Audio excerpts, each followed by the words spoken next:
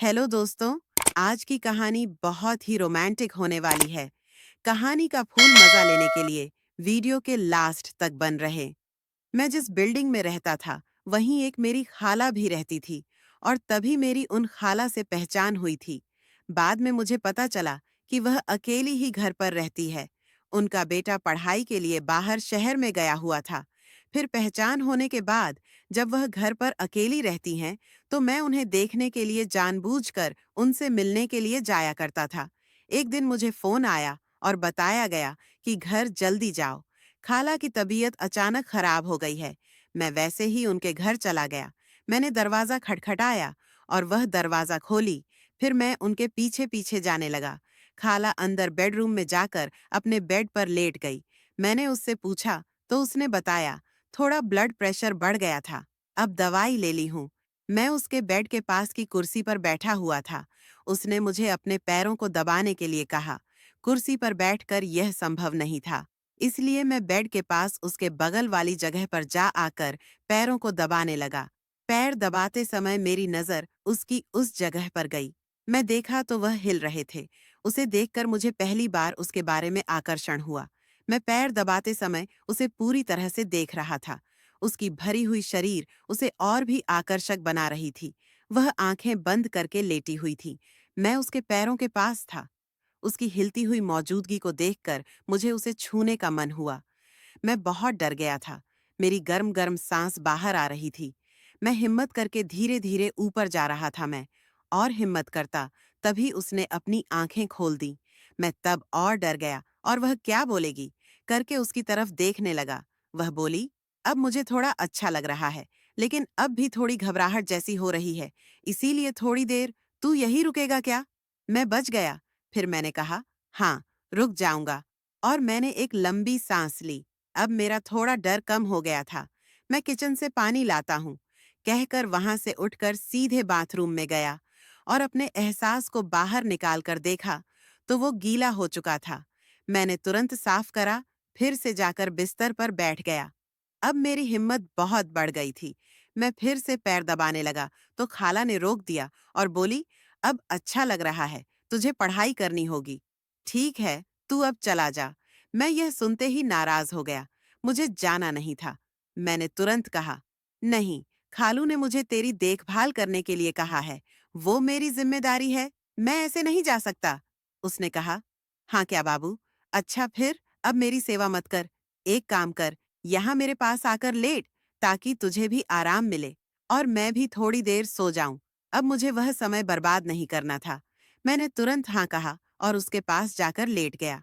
हमारे बीच एक हाथ का अंतर था। खाला जैसे पहले सो चुकी थी वैसे ही सो रही थी। वो सोते हुए बहुत ही सुंदर लग रही थी। इसकी जांच अच्छे से किया और मैं भी सोने का नाटक करके हलचल करते हुए उसके करीब गया।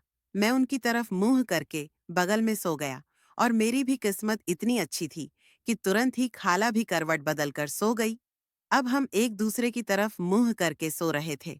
हल्की आंखें खोलकर मैंने खाला की तरफ देखा। उनका दाहिना हाथ सिर के नीचे था।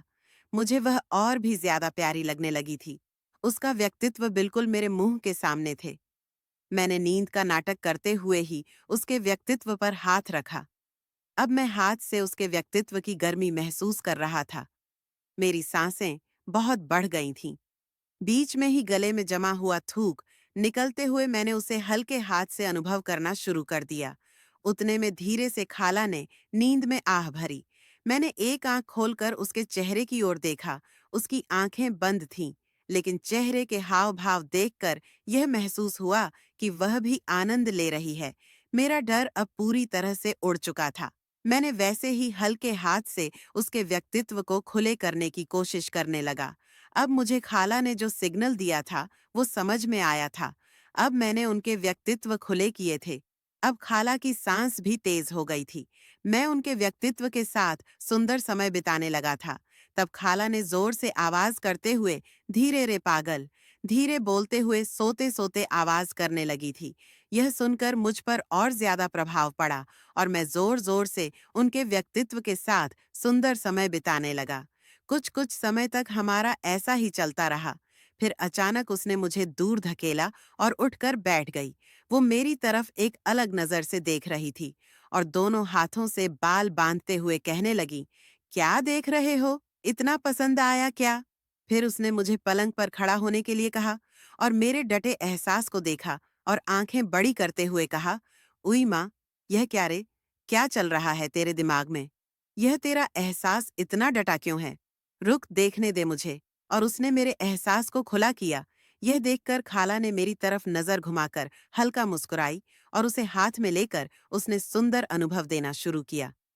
अब देख कैसे मजा आएगा। ऐसा बोलते हुए उसने मेरे एहसास को मुंह से सुंदर समय देना शुरू किया। मैं तो आनंद ले ही रहा था। थोड़ी ही देर में मैंने रंग की पिचकारी उसके मुंह में छोड़ दी। फिर वह तुरंत वश बेसन में जाकर थूकने लगी। अब मैं फ्री हो गया था। मैं वैसे ही बिस्तर पर लेटकर खाला को प्यार की नजरों से देख रहा था। खाला फिर से आ गई और धीमी आवाज में बोली, मूर्ख, बता नहीं सकता था क्या तेरे रंग की पिचकारी छूटने वाली है? वो उसे पसंद आया था। उसके चेहरे से यह साफ पता चल गया था।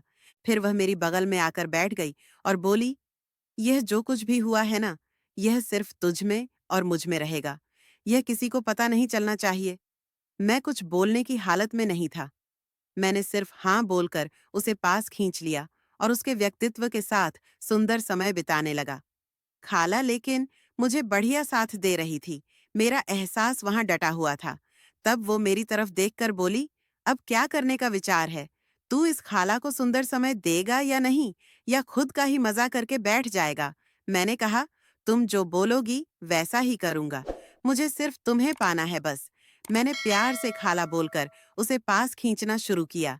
वैसे ही उसने मुझे दूर किया और बेड पर घुटने टेक कर, जैसे साइकिल पर बैठते हैं, वैसी बैठ गई और एक हाथ से मेरा एहसास अपने जीवन में ले ली। वो मेरा नाम लेकर कहने लगी, मैं इस सुंदर समय के लिए कितनों के पीछे लगी थी, लेकिन तू ही भाग्यशाली निकला। शायद खालू ने बहुत दिनों तक खाला के अकेलेपन को दूर नहीं किया होगा, इसलिए वह किसी शेरनी की तरह मुझ पर टूट पड़ी थी।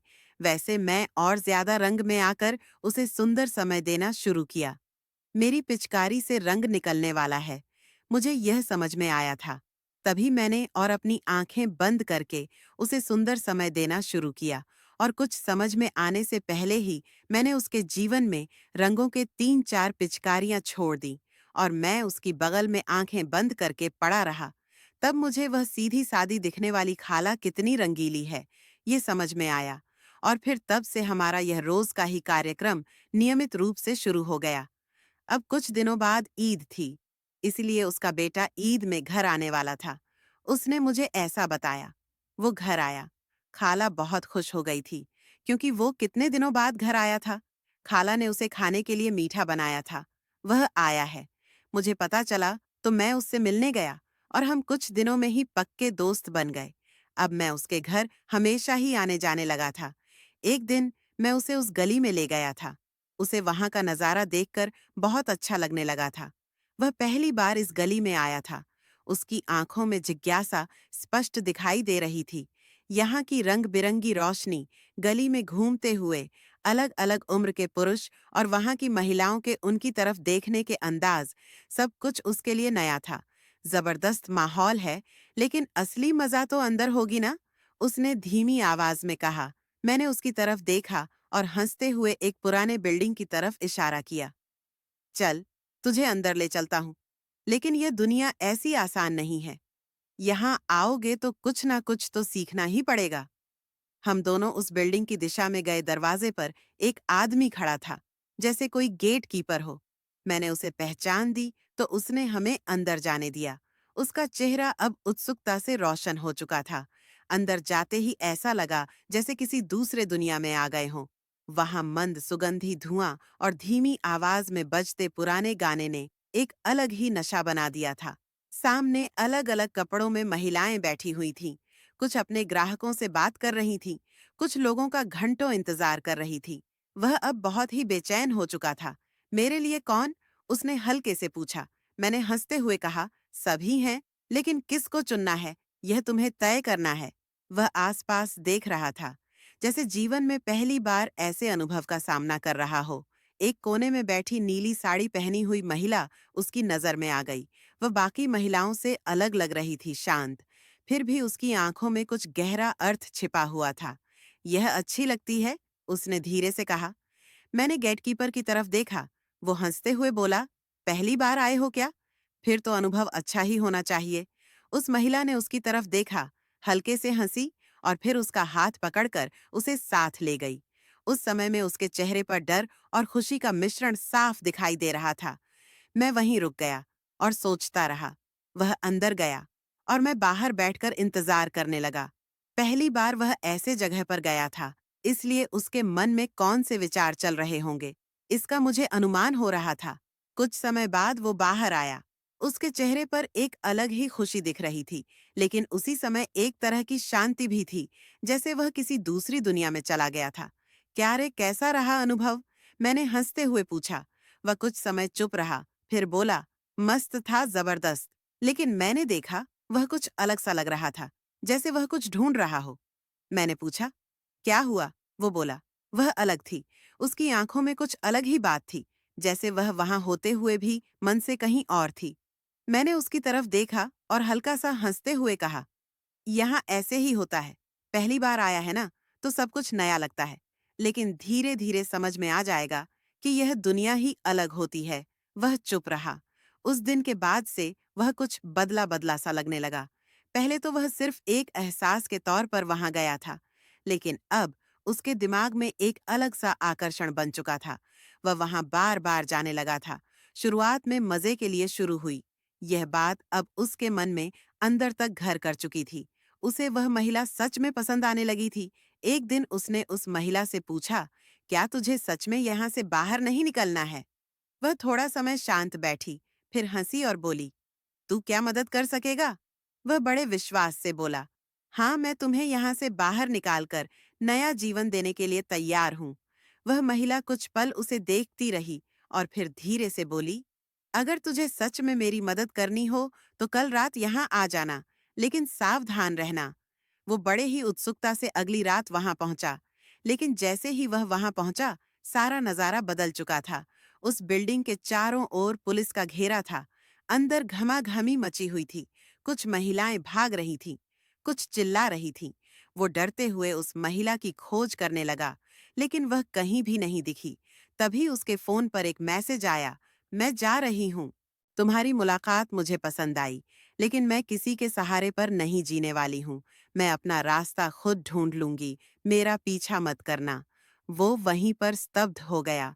यह सब उसके लिए एक बड़ा झटका था। तो दोस्तों, कहानी आगे सुनने के लिए हमारे रोमांटिक सुविचार कहानियाँ चैनल को अब भी सब्सक्राइब करें, ताकि हमारी आने वाली वीडियो आपसे मिस न होए। और वीडियो अच्छी लगी हो तो प्लीज वीडियो को लाइक करें।